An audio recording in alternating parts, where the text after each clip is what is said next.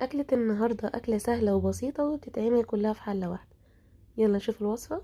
أحط زيت، أنزل بمكعبات البصل، أديله تشويحة كده صغيرة، أنزل بالطماطم، أنا عندي فلفل أخضر وثوم،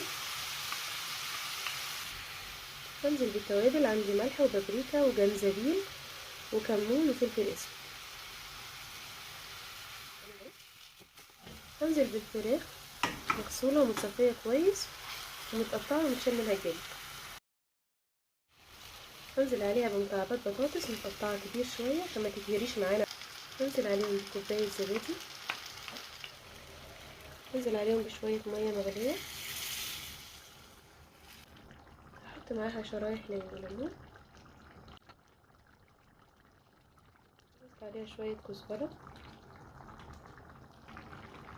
اغطيها واوطي النار واسيبها تستوي ساعه. حله فيها ميه على النار بتغلي، احط فيها معلقه ملح كبيره، شويه فلفل اسود، طبق فيه قرفه ولومي وورق قرفه، انزل بالرز منقوع ومصفى، منقوع حوالي 10 دقايق، هخليه يستوي نص سوا وبعد كده هصفيه. بعد ساعة هفتح عليها، هنزل عليها بالرز بعد ما صفيته،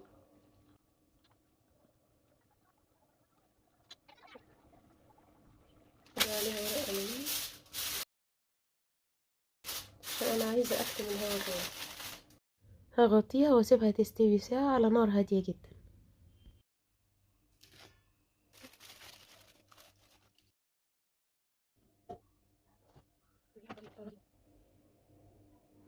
البطاطس مستوية دايبة قوي.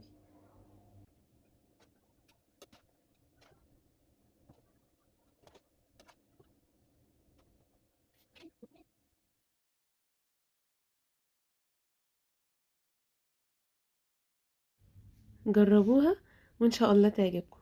بألف هنا.